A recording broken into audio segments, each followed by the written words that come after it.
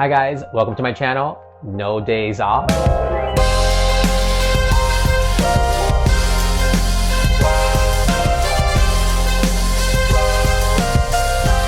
In this video, I'm going to be talking about discipline and how you can apply it in your everyday life. I have a saying, in my household, we eat discipline for breakfast. And what I love about discipline is many things. First one is, I don't think people understand that our actions tell our story.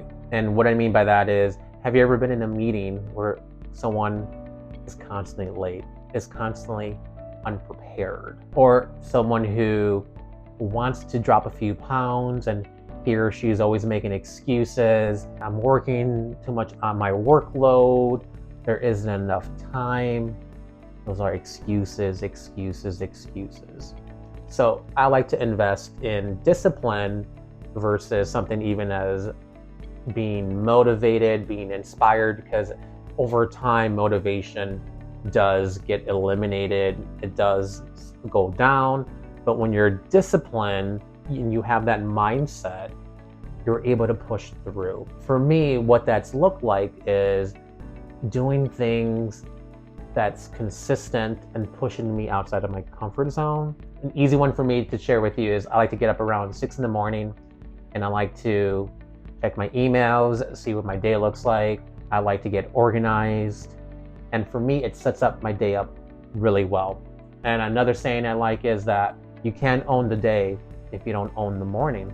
And so you have people who would rather sleep in, who'd rather sleep in to that very last minute versus having the discipline to get up and set up your day for success. The thing about discipline too that people need to understand is it's not about doing hard things sometimes.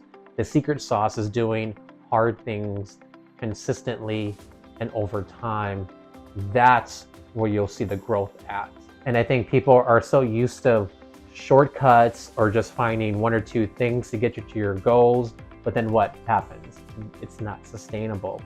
So it's really doing an audit on figuring out what your mindset is and understanding what are your red lines. What are you willing to give up?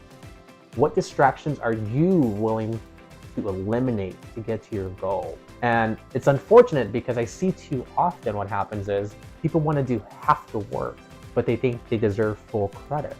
So my thing about discipline in particular is input versus output. And we're all data driven. We all care about, achieving our goals. But I'm going to dig a little deeper in it, and I'm going to share that I think it's more important about the effort than the outcome. I'll give you an example, a quick little story. Let's say you're in college and you're going through taking a class in calculus. And you have student A and student B. And student A, they struggle with math. It's not their forte, and they have to apply really hard to do well. And let's say it's a week before the final exam, and this person is putting 2, 3, 4 hours every night on studying. And then they end up getting an 85 on that final exam. Now let's go to student B, and let's say that person is really good at math and just lazy.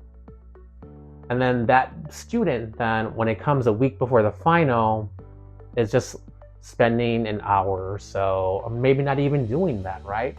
Because they just absorb a lot quicker and a lot better.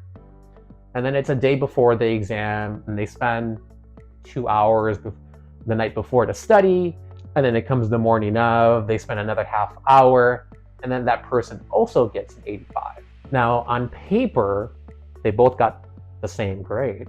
But which of the two students applied themselves, made the effort, put in max energy? It's student A. So I think to really kind of circle back, being disciplined, being consistent, and putting max effort is the name of the game. So now I want to give you an example of how I held myself accountable and how something that's simple that you can start applying to your life right now. One of my favorite things that I have on me is my Fitbit. And so in 2021, I took a challenge, a personal challenge. And I think at this point we've all heard to try to aim for 10,000 steps per day for good health. And so for me, I said, okay, let me try to hit that 10,000 steps per day. I ended up finishing 2021 with an average of 13,200 steps per day. That's a lot more than the recommended minimum of at least 10,000. So I was proud about that. But then come 2022, I told myself I can do better. And so then I heard this stat, which really kind of triggered things for me. When you run a marathon, you average about 50,000 steps. So then I was like, okay, why don't we double that and make it 100,000 steps? So for my goal for 2022 was to average about 100,000 steps a week, which translates to about 14,000 steps a day. And I'm proud to say that when I ended 2022, I had 14,500 steps per day as my average. So then when 2023 came along, guess what I did? I said, I can do better. And so I finished 2023 with just under 15,300 steps per day. 2024, I was able to replicate that as well, about 15,300. But currently in 2025, I'm super proud and super excited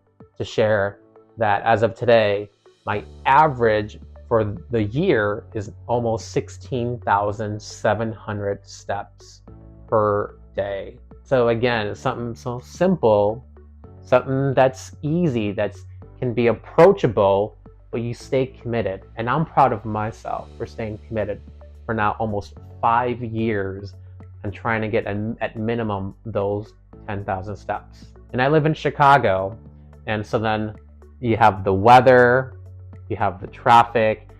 I travel a lot for work, but those are all excuses.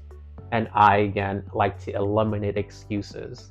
At the end of the day, it's all about making your goals and achieving them. As I said in previous videos, excuses are just a permission slip to stay average. So if you're like me, don't be average. You want to live in an above average and have an amazing life, and something as simple as your Fitbit and counting your steps and being accountable for as many years as I did, just again gives you more confidence in being able to attack anything in life. Hey guys, I hope you liked that video. Leave your comments below, and like always, it'd be much appreciated. Please subscribe and like the video.